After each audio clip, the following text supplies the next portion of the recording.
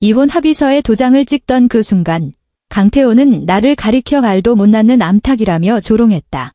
그는 안달이 난 사람처럼 그 여자와 아이를 저택으로 들이더니 심지어 나에게 모욕감을 주기 위해 자기 아들의 첫돌 잔치에 나를 초대했다.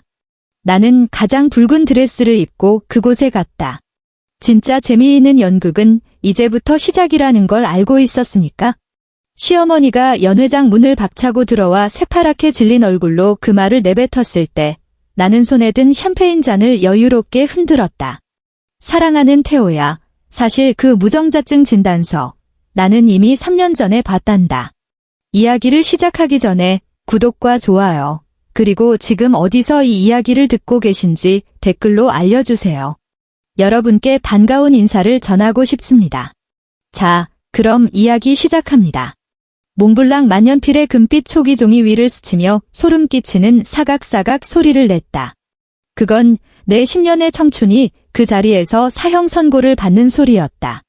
나는 종이 위를 휘갈겨 쓴 그 서명, 강태호라는 세 글자를 뚫어지게 노려보았다. 마지막 획을 오만하게 치켜올린 모양새가 지금 대리석 거실 테이블 위에 다리를 꼬고 앉아있는 그의 모습과 똑같았다. 구역질이 날 만큼의 우월감이 뚝뚝 묻어났다. 창밖으로는 늦가을 한남동의 스산한 빗소리가 들려왔다. 빗방울은 마치 수없이 많은 얇은 채찍처럼 통유리창을 거세게 때려대며 이 호화로운 저택에 수년간 겹겹이 쌓인 썩은 내를 씻어내려 했지만 아무런 소용이 없었다. 도장 안 찍고 뭐해? 넋 나갔어? 강태호의 목소리가 나를 멍한 상태에서 끄집어냈다. 그가 뿜어낸 담배 연기에서 비싼 시가와 싸구려, 향수 냄새가 섞인 역겨운 냄새가 코를 찔렀다. 이런 순간에도 그는 여전히 그 잘난 재벌잇의 특유의 오만함을 유지하고 있었다. 마치 우리가 지금 이혼 합의서에 도장을 찍는 게 아니라 길거리의 거지에게 적선을 베푸는 중이라는 듯이. 내 손끝이 붉은 인주통에 닿았다. 차갑고 미끈거리는 감촉이 마치 테이블 위에 다리를 튼 독사 같았다. 나는 내 몫의 도장을 집어들었다. 손가락 사이로 미세한 떨림이 전해졌다. 미련 때문이 아니었다. 내 몸 안의 모든 세포가 당장이라도 저 남자의 목구멍을 물어뜯으라고 비명을 지르고 있었기 때문이었다. 하지만 참아야 했다. 나는 왼손으로 오른손 손목을 꽉 움켜쥐었다. 손톱이 살점 깊숙이 파고들어 그 고통이 분노를 덮어버릴 때쯤에야 흔들림 없이 붉은 인주에 도장을 꾹 눌러 찍을 수 있었다. 탁! 경쾌한 파열음과 함께 붉은 도장 자국이 하얀 종이 위에 낙인처럼 찍혔다. 끝났다. 한지수. 태성그룹 맏며느리라는 겉보기엔 화려하지만 속은 벼룩으로 들끓던 그 껍데기 같은 타이틀이 마침내 내게서 떨어져 나갔다. 강태호는 전리품이라도 감상하듯 합의서를 낚아채더니 손가락으로 종이를 한 번 튕겼다. 그의 입꼬리가 악의적으로 비틀려 올라갔다. 지수야, 나보고 너무 매정하다고 원망하지는 마라. 너도 알잖아. 우리 같은 집안에선 대를 잇는 게 그 무엇보다 중요하다는 거. 다리미가 나한테 떡두꺼비 같은 아들을 낳아줬잖아. 무려 우리 강씨 집안의 장손이라고. 내 핏줄을 밖으로 나돌게 할 수는 없지 않겠어? 이아림이라는 이름을 입에 올릴 때 그의 눈빛에 번진 것은 사랑이 아니었다. 그저 수컷으로서 자신의 번식 능력을 과시하는 오만한 자부심일 뿐이었다. 나는 시선을 내리깔고 10년 동안 빼지 않아 무명지에 희미하게 남은 반지 자국을 내려다보았다. 10년 전 그는 이 반지가 영원한 약속이라 말했다. 그리고 10년 후 이 자국은 내 멍청함의 증거가 되었다. 알아. 믿을 수 없을 만큼 차분한 내 목소리가 흘러나왔다. 마치 바싹 마른 우물 밑바닥에서 울려 퍼지는 소리 같았다. 그 그림 한 점이랑 내 개인 예물들만 챙겨줘. 그 외엔 단 한 푼도 필요 없으니까. 강태호는 흠칫 놀란 기색이었다. 내가 이렇게 순순히 물러날 줄은 몰랐던 모양이다.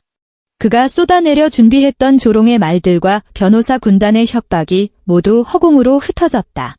그는 의심스러운 눈초리로 나를 위아래로 훑어보며 내 얼굴에서 단 한 가닥의 절망이나 바락이라도 찾아내려 애썼다. 하지만 그는 실망할 수밖에 없었다.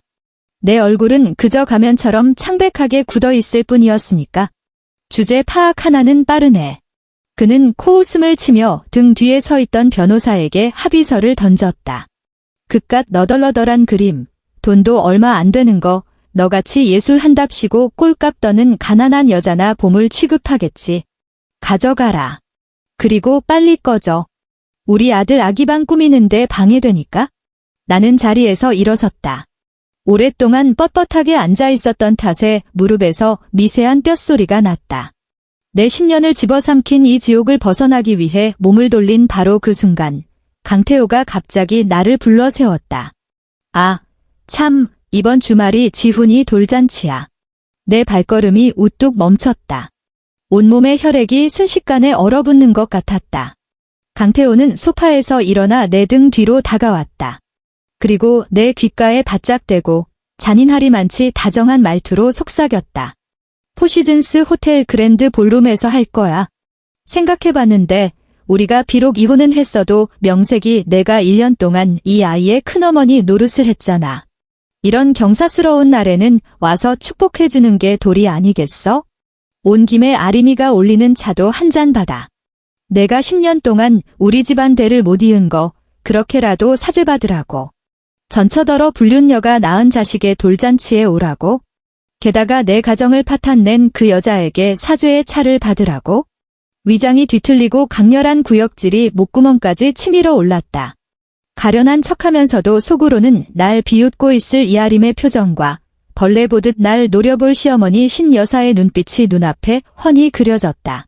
하지만 나는 뒤를 돌아보지도 그의 뺨을 올려붙이지도 않았다. 나는 그저 곰팡내 나는 이 집의 공기를 깊게 들이마신 뒤 코트 주머니 속에 손을 넣어 그 안에 있는 차가운 USB를 꽉 움켜쥐었다. 손끝에서 전해지는 찌릿한 통증이 마지막 남은 이성을 붙잡아 주었다. 강태호, 내가 이긴 것 같지? 나는 속으로 소리 없이 웃었다. 좋아. 나는 몸을 돌려 지난 10년을 통틀어 가장 진심 어린 미소를 지어 보였다.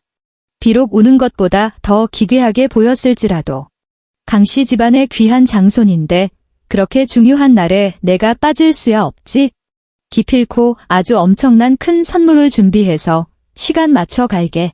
강태호는 내 반응에 완전히 얼빠진 표정이었다. 그는 미간을 잔뜩 찌푸린 채 내가 미쳐버린 건 아닌지 가늠하려는 듯했다.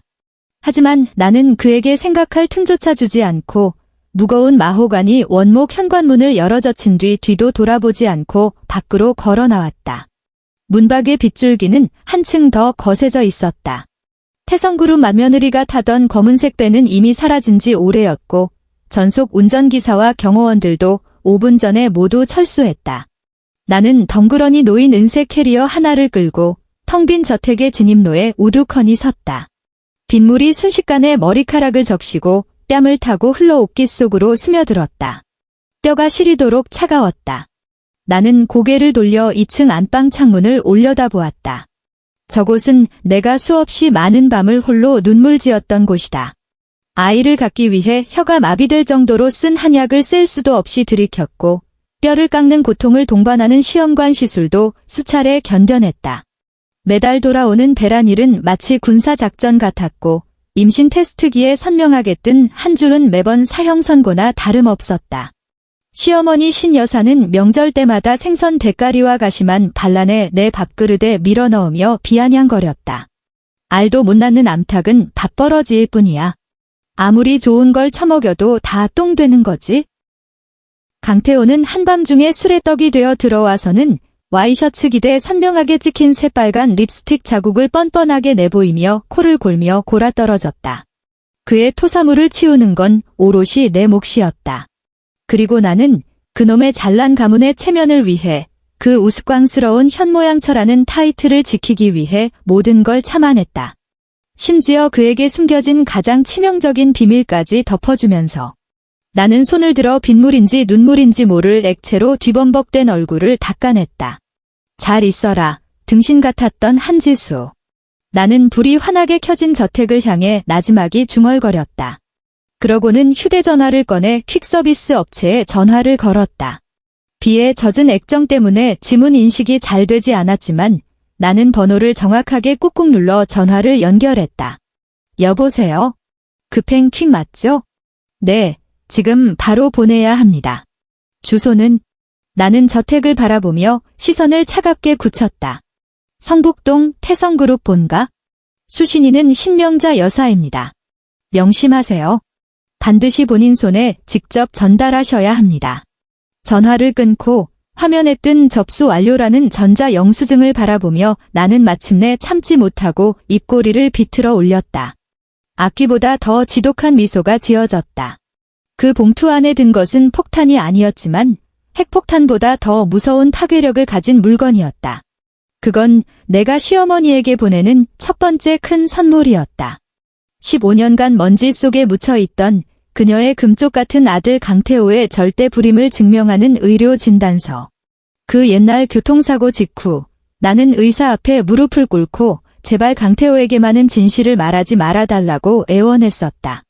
자존심 하나로 뭉친 그 도련님이 충격을 이기지 못하고 스스로 목숨을 끊을까 봐 두려웠기 때문이다.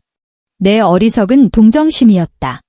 나는 내 명예를 진흙탕에 처박아가며 그를 대신해 불임녀라는 모든 손가락질을 감당했다. 그런데 지금은 너희들이 그렇게 아이를 원한다면 이아림 그 천박한 여자가 이른바 의학적 기적을 낳았다고 떠들어댄다면 어디 한번 그 기적의 빛으로 너희 강씨 집안의 그 더러운 구석구석을 환하게 비춰보시지. 나는 길가에서 택시 한 대를 잡아탔다. 어디로 모실까요? 기사 아저씨가 흠뻑 젖은 나를 보며 동정과 호기심이 섞인 눈으로 물었다. 포시즌스 호텔이요. 나는 뒷좌석에 기대어 눈을 감았다. 장례식에 참석하러 가야 하거든요. 아니, 파티요. 포시즌스 호텔의 프레지덴셜 스위트로 많은 난방이 빵빵하게 돌아가고 있었지만 얼음장같이 차가워진 내 손발을 녹여주진 못했다. 나는 거대한 통유리창 앞에 서서 서울의 화려한 야경을 내려다보았다. 거미줄처럼 얽힌 차도 위로 붉은 브레이크 등들이 마치 흐르는 핏물처럼 이어져 있었다. 대리석 테이블 위에 올려둔 휴대전화가 짧게 진동했다. 화면이 켜지는 순간 날카로운 빛이 눈을 찔렀다. 화면의 알림을 확인해보니 은행에서 보낸 카드 정지 문자였다. 강태호가 내게 발급해 주었던 모든 가족 카드를 정지시킨 것이다.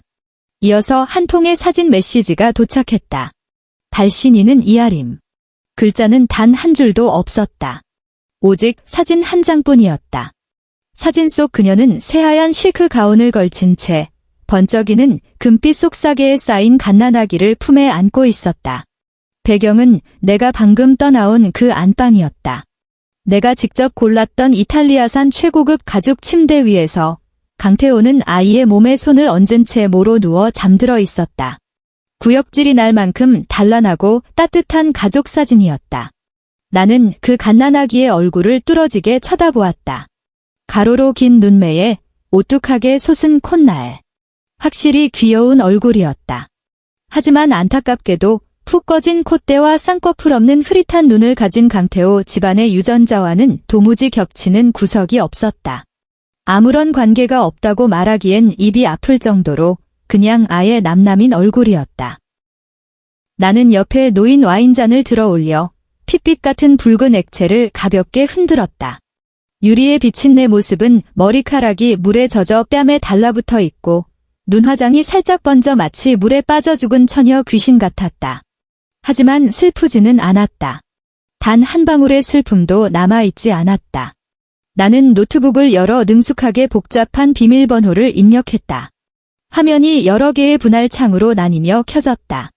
내가 집을 나오기 직전 서재와 거실에 몰래 설치해둔 초소형 몰래카메라가 실시간으로 전송하는 영상들이었다. 화면 속 강씨 일가는 내일 있을 돌잔치의 막바지 예행 연습에 한창이었다. 시어머니 신여사는 짙은 자주색 한복을 곱게 차려입고 하인들에게 산더미처럼 쌓인 값비싼 답례품들을 나르라고 지시하고 있었다. 그녀의 얼굴에는 내가 지난 10년간 단 한 번도 보지 못했던 자애로운 미소가 가득했다. 손에는 순금 돌팔찌를 쥐고 무언가를 중얼거리고 있었다.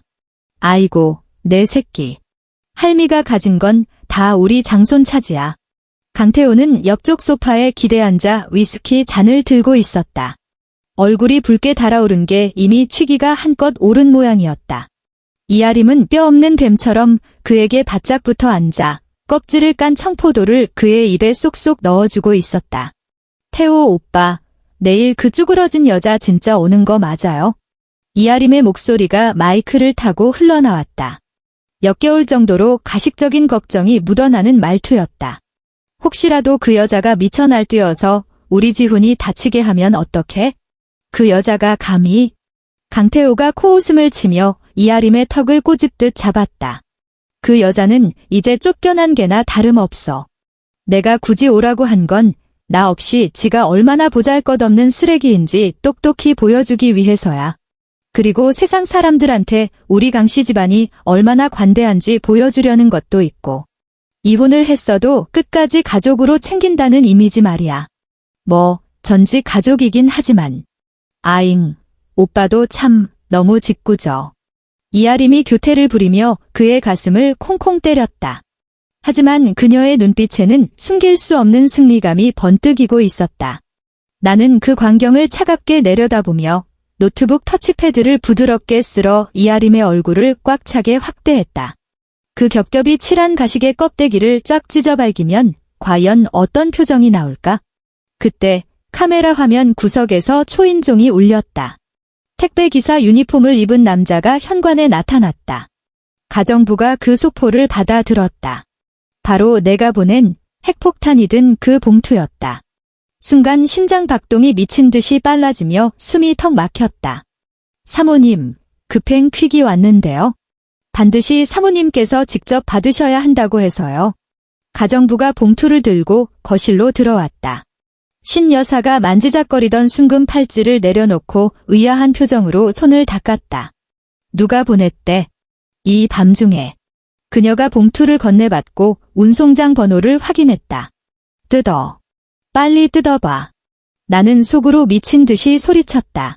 나도 모르게 손톱으로 대리석 테이블을 긁어대며 기괴한 소리를 내고 있었다. 신 여사가 가위를 집어들었다. 가위 끝이 테이프를 파고들었다. 엄마, 이 풍선 장식 좀 어떻게 배치할지 와서 봐줘요. 강태호가 갑자기 큰 소리로 외쳤다.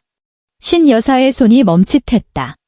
그녀는 아들을 한 번 쳐다보고 손에 든 봉투를 한 번 내려다보더니 봉투를 거실 테이블 맨 아래 칸에 툭 던져두고는 강태호 쪽으로 몸을 돌렸다. 간다가 다 큰 놈이 아직도 애처럼 굴기는? 나는 들고 있던 와인잔을 테이블 위에 쾅 소리가 나게 내려놓았다. 와인이 출렁이며 쏟아져 새하얀 테이블볼을 붉게 물들였다. 빌어먹을. 진짜 아깝네. 하지만 상관없다. 너희들이 굳이 이 화려한 연극을 내일 있을 가장 성대한 무대 위에서 펼치고 싶다면 기꺼이 그 소원을 이루어주지. 나는 노트북 키보드를 두드려 몇 가지 명령어를 입력했다. 내일 연회장이 될 그랜드 볼룸 천장 샹들리에 안에 숨겨둔 초소형 카메라의 각도를 미세하게 조정했다. 무대 위 단상이 완벽하게 화면 중앙에 잡히도록 세팅했다. 내일. 그날은 강태호의 인생에서 가장 영광스럽고 동시에 마지막으로 영광스러운 날이 될 것이다. 나는 욕실로 들어가 수도꼭지를 틀었다. 뜨거운 물이 쏟아져 내리며 순식간에 수증기가 공간을 가득 채웠다. 젖은 옷을 허물처럼 벗어 던지고 거울에 비친 상처투성이 내 몸을 바라보았다. 아랫배에는 복강경 수술로 인해 남은 흉터가 마치 징그러운 진해처럼 기어가고 있었다. 나팔관 폐쇄증을 치료한답시고 남은 흉터였다. 사실 내 불임이 원인은 그게 아니었지만 오로지 강씨 집안 사람들의 입을 틀어막기 위해 뼈를 깎는 고통을 참으며 기어코 배를 갈랐었다. 나는 손을 뻗어 그 울퉁불퉁한 흉터를 어루만졌다. 눈빛은 점차 강철처럼 단단해졌다. 한지수, 깨끗하게 씻어. 그동안 묻혀왔던 이 더러운 애군을 전부 씻어내버려. 내일 가장 비싼 전투복을 입고 그놈들 제삭기를 배웅하러 가는 거야? 일요일의 포시즌스 호텔. 공기 중에는 돈이 타들어가는 냄새가 진동했다. 연회장 전체는 마치 동화 속 세계처럼 꾸며져 있었지만 따뜻하고 아름다운 동화가 아니라 순금과 크리스탈을 떡칠해 놓은 졸부들의 천박한 판타지 세계였다. 입구에는 거대한 포스터가 세워져 있었다. 포스터 속 아기는 마치 천사처럼 보정되어 있었고 그 옆에는 눈을 찌를 듯 번쩍이는 황금색 글씨가 적혀 있었다. 태성그룹 장손 강지훈 첫돌 기념잔치. 나는 굳게 닫힌 연회장의 거대한 조각 문 앞에 서서 숨을 깊게 들이마셨다. 나는 강태호가 살아생전 너무 천박하다며 기겁했던 까만색 백리스 이브닝 드레스를 입고 있었다. 목에는 내가 이혼하면서 악착같이 뺏어온 루비 목걸이가 걸려 있었다. 외할머니가 남겨주신 유품이었다. 이 허영으로 가득 찬 공간에서 그 붉은 보석은 마치 응고된 핏방울처럼 섬뜩하게 빛났다. 문 안쪽에서 시끌벅적한 소리가 희미하게 새어나왔다. 아이고, 애기 얼굴이 어쩜 저리 복스럽게 생겼을까? 이마가 훤칠한 게 나중에 아주 큰 인물이 되겠어. 그럼요, 누구 씨앗인데. 강태호 대표님 유전자가 어디 가겠습니까? 근데 들었어? 그 전처분 말이야. 오늘 여기 온다던데? 진짜로. 미친 거 아니야? 얼굴에 철판을 깔았나? 내가 그 여자였으면 벌써 쥐구멍에라도 숨었겠다. 10년 동안 애 하나 못 낳아놓고 무슨 낯짝으로 여길 와? 귀를 파고드는 파리떼 같은 쑥덕거림이 울려 퍼졌다. 나는 호흡을 한 번 가다듬고 옆에 선 호텔 직원에게 가볍게 고개를 끄덕였다. 직원이 그 무거운 문을 양쪽으로 활짝 열어젖혔다. 그 순간 연회장 천장에 달린 수백 개의 크리스탈 샹들리에 불빛이 폭포수처럼 쏟아져 내려와 눈을 뜰 수 없을 만큼 눈부셨다. 수백 쌍의 눈동자가 일제히 내 쪽으로 쏠렸다. 시장통 같던 연회장에 마치 음소거 버튼을 누른 것처럼 순식간에 무거운 정적이 내려앉았다. 대리석 바닥에 하이힐이 부딪히는 소리만이 선명하게 울려 퍼졌다. 또각, 또각, 또각. 나는 턱을 치켜들고 한 걸음 한 걸음 완벽한 박자로 걸어 들어갔다. 경악, 경멸, 혹은 흥미진진한 구경거리를 찾은 듯한 하객들의 시선을 오만하게 뛰어넘어 내 눈길은 오직 무대 중앙만을 향해 곧게 뻗어나갔다. 그곳에는 강태호가 아이를 안은 채 굳은 얼굴로 나를 바라보고 있었다. 이아림은 새하얀 레이스 원피스를 입고 그의 곁에 서서 마치 순결한 성모 마리아인 척하고 있었지만 강태호의 팔뚝을 꽉 움켜쥔 그녀의 손가락 마디는 피가 통하지 않아 새하얗게 질려 있었다. 나는 그들을 바라보며 입가에 완벽하고 우아한 미소를 지어 보였다. 그것은 패배자의 씁쓸한 웃음이 아니었다. 사냥감이 제 발로 더대 걸려든 것을 확인한 사냥꾼의 잔혹한 미소였다. 나는 무대 바로 앞까지 걸어가 하객들의 경악 어린 시선이 쏟아지는 가운데 손에 든 샴페인 잔을 천천히 위로 들어 올렸다. 축하해. 내 목소리는 마이크를 통하지 않고도 공간을 가득 채울 만큼 맑고 또렷했다. 단 한 치의 떨림도 없었다. 강태호. 그리고 이아림. 나는 의도적으로 말을 멈추고 순식간에 핏기가 가시는 이아림의 얼굴을 느긋하게 감상했다. 아이가. 나는 정말로 아이의 얼굴을 꼼꼼히 살피는 척 눈을 가늘게 떴다. 참 잘생겼네. 강태호는 내가 화해의 제스처를 취하는 줄 알았는지 안도의 한숨을 쉬었다. 그의 얼굴에 다시금 특유의 오만함이 피어올랐다. 그야 당연하지. 지수야, 기왕 왔으니 빈자리 찾아서 앉아. 참 잘생겼어. 나는 그의 말을 단칼에 자르고 갑자기 목소리 톤을 한 단계 높였다. 아주 순진무구한 의문을 품은 것처럼. 근데 태호야. 이 아이의 그 진한 쌍꺼풀이랑 오뚝한 콧대 말이야. 나는 토끼 귀를 하고 이야기를 듣고 있는 주변의 하객들을 한 바퀴 슥 둘러본 뒤 다시 시선을 강태호의 얼굴에 콱 박아 넣으며 깃털처럼 가벼운 말투로 폭탄을 던졌다. 어째 너랑은 눈꽃만큼도 안 닮았네? 그 한마디는 펄펄 끓는 기름통에 떨어진 물 한 방울과도 같았다. 하객들 사이에서 헉하고 숨을 들이켜는 소리가 팝콘처럼 터져나왔다. 강태호의 얼굴이 순식간에 검붉은 핏빛으로 달아올랐다. 그가 분노를 터뜨리려던 찰나 이아림이 먼저 한 발 앞으로 나서며 날카롭게 비명을 질렀다. 언니가 저 질투하고 태호 오빠 뺏겼다고 원망하는 건 알아요. 하지만 어떻게 아무것도 모르는 어린 아기한테까지 이러실 수 있어요? 이 아이는 태호 오빠의 핏줄이라고요. 본인이 엄마가 못 된다고 해서 남의 행복까지 그렇게 짓밟고 싶으세요? 그녀는 그렇게 말하며 닭똥 같은 눈물을 뚝뚝 흘리더니 가련한 척 강태호의 품으로 파고들었다. 그 연기력은 당장 연기 대상이라도 탈 기세였다. 주변의 여론이 순식간에 뒤집혔다. 너무 심하네. 아무리 그래도 그렇지 어떻게 갓난애한테 화풀이를 해. 내 말이. 지가 애 못 낳는 걸 왜 엉뚱한 사람을 잡는데. 저러니까 소박을 맞지? 쫓겨날 만했네. 수많은 악의적인 비난들이 화살처럼 내게 쏟아졌다. 나는 사람들 한가운데 덩그러니 서서 마치 세상에서 버림받은 죄인 같았다. 하지만 나는 입을 열지 않았다. 보았기 때문이다. 연회장 측면 문에 내가 그토록 기다리던 인물이 드디어 모습을 드러낸 것을. 시어머니 신 여사였다. 그녀의 손에는 몹시 구겨진 서류 봉투가 꽉 쥐어져 있었다. 어제 내가 퀵서비스로 보낸 바로 그 봉투였다. 머리는 잔뜩 헝클어졌고 얼굴은 백지장처럼 새파랗게 질려 있었으며 초점이 나간 눈동자는 마치 방금 귀신이라도 본 사람처럼 광기로 번뜩였다. 그녀는 비틀거리며 연회장 안으로 뛰어들어오다 샴페인 잔을 나르던 호텔 직원을 들이받고 말았다. 와장창. 유리가 산산조각 나는 날카로운 파열음이 웅성거리던 하객들의 목소리를 찢어발겼다. 그 돌발 상황에 깜짝 놀란 사람들의 시선이 일제히 한 곳으로 쏠렸다. 엄마, 강태호가 미간을 찌푸리며 불쾌한 목소리로 소리쳤다. 왜 그러세요? 체면 깎이게 허둥지둥 뭐 하시는 거예요? 신 여사는 아들의 말에 대답조차 하지 않았다. 그녀는 마치 상처 입은 들짐승처럼 거친 숨을 몰아쉬며 한 걸음 한 걸음 무대를 향해 비척비척 걸어왔다. 그녀의 두 눈은 강태호의 품에 안긴 아기를 뚫어지게 노려보고 있었다.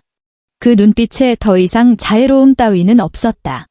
오직 공포와 혐오뿐이었다. 어머님, 왜 그러세요? 이아림도 심상치 않은 낌새를 눈치채고 부축하려 다가갔다.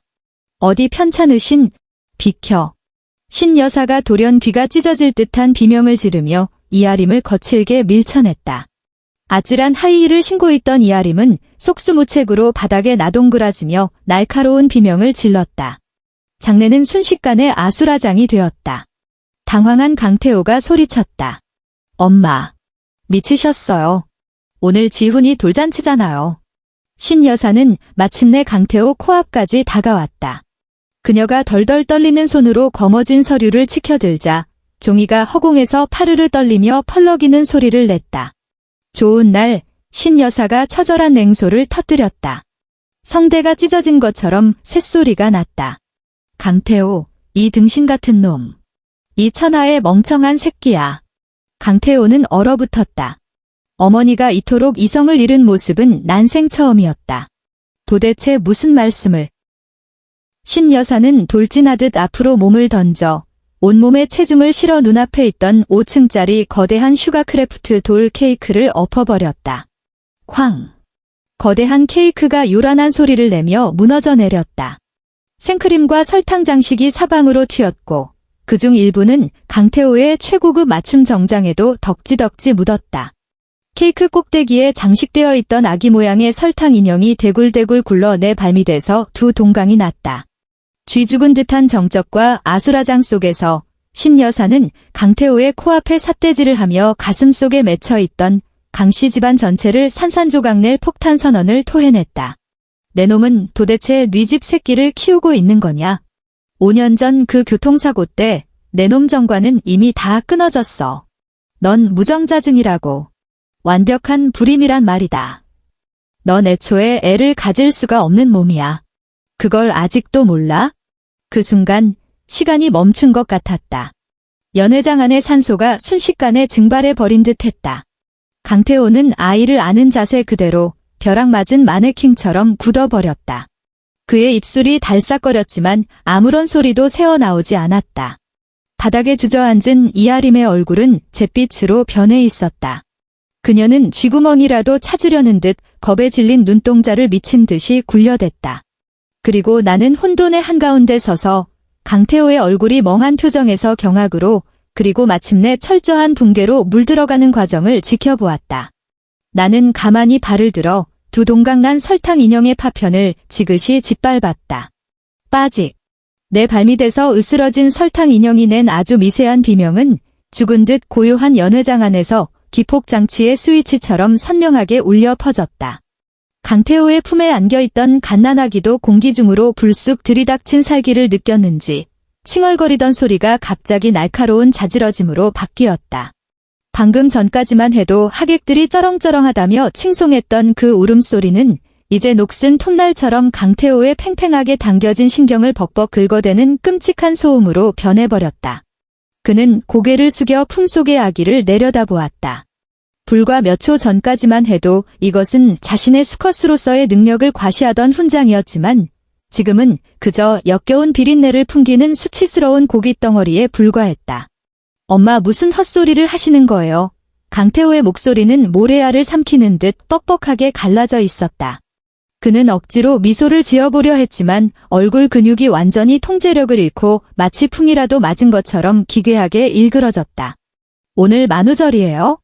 이런 장난 하나도 안 웃기다고요? 장난. 신 여사는 세상에서 가장 어처구니 없는 소리를 들은 듯 했다. 그녀는 손에 쥐고 있던 서류 봉투를 강태호의 뺨을 향해 사정없이 후려쳤다. 짝! 얇은 종이 몇 장이 흩날리며 마치 허공에 흩뿌려진 지전처럼 펄럭였다. 그중 한 장이 크림 범벅이 된 바닥에 사뿐히 내려앉았고 무대 위 핀조명을 받아 투명하게 비쳤다. 굵은 고딕체로 찍힌 무정자증과 비가역적 영구 불임이라는 글씨가 마치 시커먼 독벌레처럼 모든 사람들의 시선을 콱 물고 늘어졌다. 내 눈으로 직접 봐. 저 진단서 날짜 똑똑히 보라고 신 여사가 절규했다. 극도의 분노와 붕괴로 그녀의 몸이 휘청거렸다. 5년 전 교통사고 이후로 넌 고자가 됐어. 내 그 알량한 자존심 지켜주겠다고 저 여자가 그녀의 덜덜 떨리는 손가락이 나를 확 가리켰다. 저 여자가 의사한테 제발 입 다물어 달라고 널 살려야 하니 비밀로 해달라고 무릎 꿇고 빌었어. 널 대신해서 5년이나 칠거지약이라는 손가락질을 버티고 5년이나 그 쓴 한약을 들이켰다고. 그런데 넌 어디서 굴러먹다 온지도 모를 남의 집 핏줄을 어화둥둥 내 귀한 장손인 줄 알고 모시고 살아? 강태호의 동공이 강한 빛을 받은 벌레처럼 미친 듯이 수축했다. 그는 사시나무 떨듯 떨리는 손으로 크림 묻은 진단서를 움켜쥐었다. 종이 위를 미친 듯이 훑어내리는 그의 눈알이 금방이라도 튀어나올 듯 번뜩였다. 글자를 읽어 내려갈수록 그의 얼굴에서 핏기가 육안으로 보일 만큼 빠르게 빠져나갔고 끝내 바닥에 뒹구는 생크림보다 더 하얗게 질려버렸다. 말도 안 돼. 그가 획 고개를 돌려 바닥에 주저앉아 있는 이아림을 노려보았다. 그 순간 그의 눈동자에서 번뜩이는 것은 애정이 아니었다. 당장이라도 찢어 죽일 듯한 잔혹함이었다. 아리마, 그의 목소리는 소름이 끼칠 만큼 가라앉아 있었다.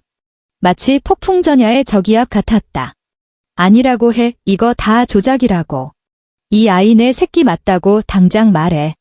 이아림은 털 뽑힌 메추라기처럼 온몸을 바들바들 떨었다. 그녀는 사리가 번뜩이는 강태호의 시선을 피하려 네 발로 바닥을 기며 엉금엉금 뒤로 물러섰다. 태호 오빠, 내 말 좀 들어봐. 이건 기적이야. 그녀가 썩은 동아줄이라도 움켜쥐듯 돌연 날카롭게 비명을 질렀다. 의사 선생님도 아주 가끔 기적이 일어난다고 했어. 이건 하늘이 우리 사랑에 감동해서 점지해 주신 아야. 이깟 낡은 종이 쪼가리 하나 때문에 우리 핏줄을 의심하면 안 되지. 기적. 나는 그 단어를 입안에서 굴려보며 이루 말할 수 없는 조소를 금치 못했다.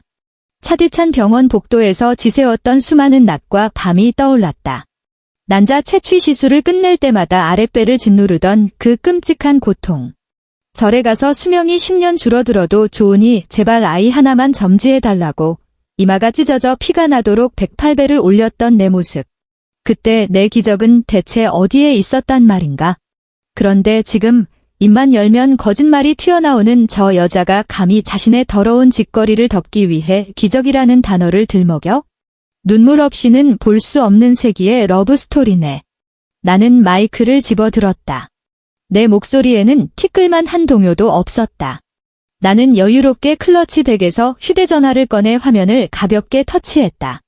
기적 이야기가 나왔으니 말인데 내가 여러분께 아주 기가 막힌 신의 계시 하나를 더 들려드리죠. 나는 휴대전화 스피커를 마이크에 바짝 가져다 댔다.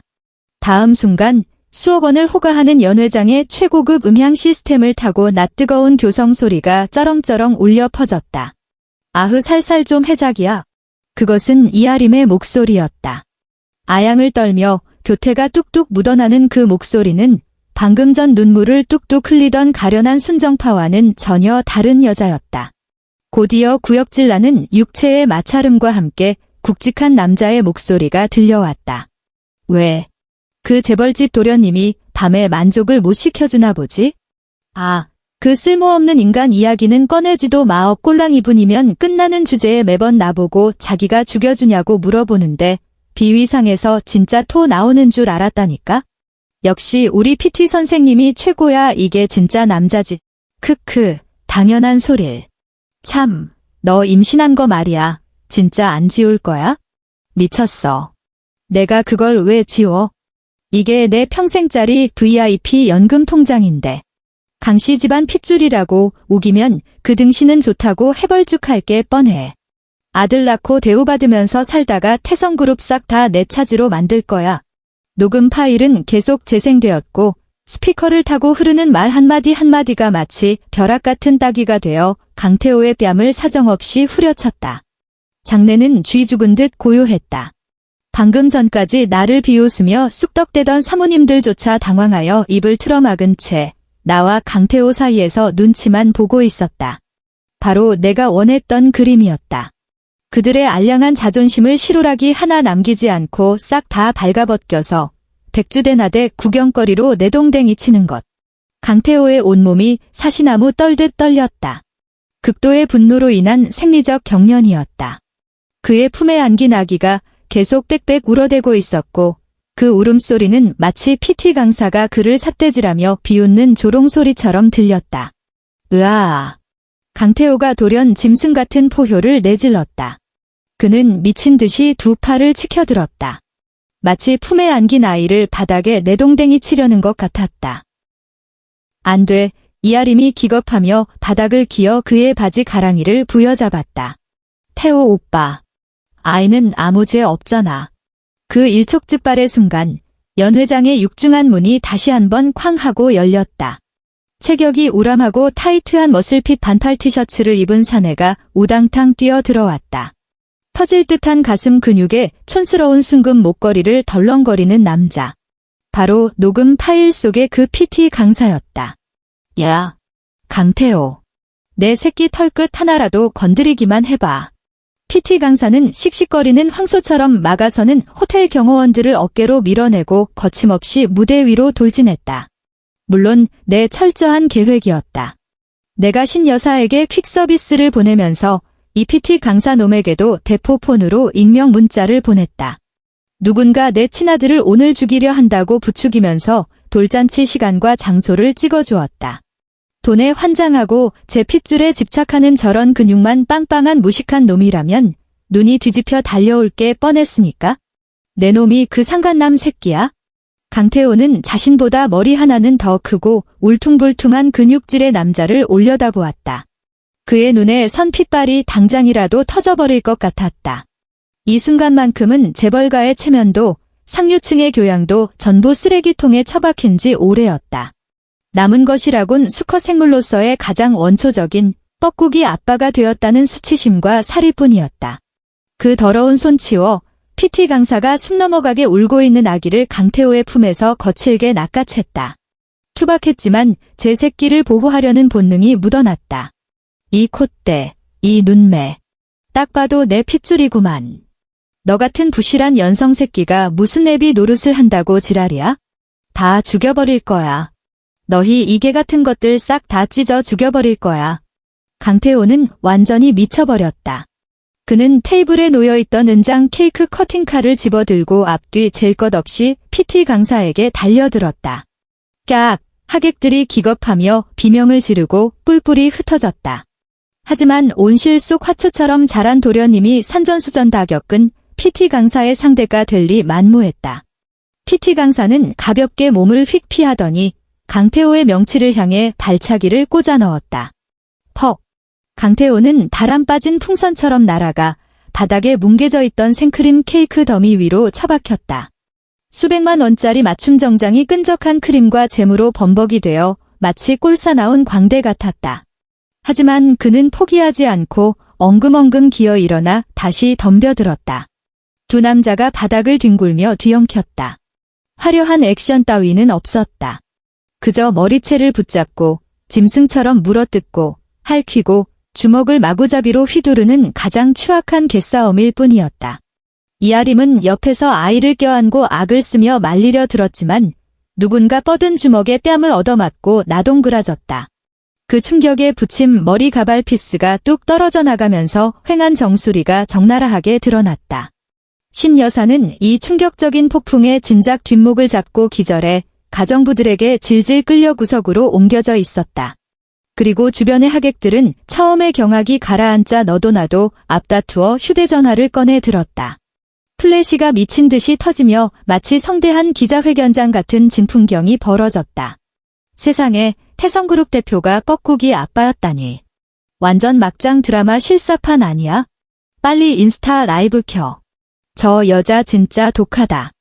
어떻게 헬스장 PT 강사랑 바람을 나서. 나는 무대 한쪽 구석에 서서 이 모든 아수라장을 조용히 지켜보았다. 강태호가 강사에게 깔려 묵사발이 나는 꼴을, 아나무인이었던 그 잘난 얼굴이 퉁퉁 부어 피떡이 되는 모습을, 마치 개처럼 바닥에 엎드려 신음하는 꼬라지를 지켜보았다. 내 마음은 썩은 무릉덩이처럼 소름 끼치도록 고요했다. 원수를 갚았다는 미친 듯한 환희 같은 건 없었다. 그저 뼛속까지 스며드는 깊은 피로감과 완벽한 해방감만이 감돌 뿐이었다. 나는 고개를 숙여 무명지에 남은 이미 옅어지기 시작한 반지 자국을 내려다보았다. 내 10년의 결혼 생활이 남긴 건 결국 이 깃털만 날리는 난장판과 온몸에 뒤집어쓴 오물뿐이었다. 나는 몸을 돌렸다. 그 진흙탕 같은 전장을 단 한 번도 뒤돌아보지 않았다. 나는 드레스 자락을 살짝 쥐고 하이힐을 또각거리며 남의 치부를 카메라에 담기 바쁜 하객들 사이를 우아하게 가로질러 출구로 향했다. 지나가겠습니다. 내 목소리는 아주 나직했지만 길을 가로막고 있던 사람들은 모세의 기적처럼 스르르 길을 터주며 경외심과 복잡 미묘한 감정이 섞인 눈으로 나를 바라보았다. 연회장 문을 나서는 순간 나는 복도의 서늘한 공기를 폐부 깊숙이 들이마셨다. 역겨울 정도로 끈적한 크림 냄새도 썩어 문드러진 인간들의 악취도 없었다. 참으로 상쾌했다. 한 달 후. 올해 서울의 겨울은 유난히 일찍 찾아왔다. 나는 광화문 근처의 한 카페에 앉아 따뜻한 아메리카노 한 잔을 양손으로 쥔 채 창밖으로 바쁘게 걸음을 재촉하는 사람들을 바라보았다. 카페 안의 텔레비전 화면에서는 오늘 자경제 뉴스가 흘러나오고 있었다. 태성그룹 주가가 연일 하한가를 기록하며 시가총액이 40% 이상 증발했습니다. 국세청은 전격적으로 세무조사에 착수하여 전 대표 강태호의 불법 자산 은닉 및 조세 포탈 혐의에 대한 전면적인 조사를. 화면이 바뀌고 강태호가 체포되는 장면이 나왔다. 그는 수갑을 찬 채 점퍼를 뒤집어 쓰고 얼굴을 가린 채 미친 듯이 터지는 플래시 세례 속에 경찰 호송차로 쑤셔 넣어졌다. 한때 기세등등하던 그 재벌 2세는 이제 제 껍데기 속에 숨어버린 한 마리 찌질한 거북이 같았다. 나는 커피 표면의 감도는 모락모락 피어오르는 김을 가볍게 불어날렸다. 그 개그 콘서트 같았던 돌잔치가 열리기 일주일 전 나는 이미 해외 계좌를 통해 내 비상금을 전부 끌어모으고 내 명의로 된 아파트까지 영끌로 대출을 받아 태성그룹 주식 풋옵션에 몰빵해 두었다. 나는 알았다. 그딴 지저분한 치정 스캔들이 터지면 대외적인 오너 일가의 이미지 하나로 버텨온 태성그룹의 거품 낀 주가는 반드시 박살이 날 것이라는 걸.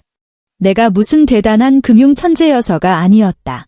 그저 세상 그 누구보다 그 집안 인간들의 약점을 잘 알고 있었을 뿐이다. 그건 새빨간 거짓말들로 쌓아 올린 모래성이었다. 체면이라는 기둥 하나만 쑥 빼버리면 모든 게 와르르 무너져 내릴 허상. 휴대전화가 지잉 울렸다. 은행에서 온 입금 알림이었다.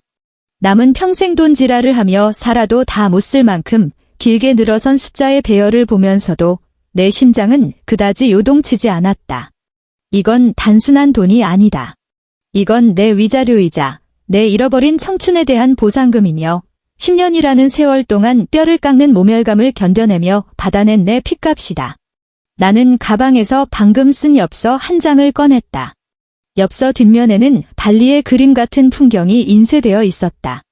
예전에 강태호가 이하림을 데리고 가서 돈을 펑펑 쓰며 놀았던 곳이자 내가 그놈의 회사를 공매도 쳐서 번 돈으로 떠날 길고 긴 휴가의 첫 번째 목적지였다.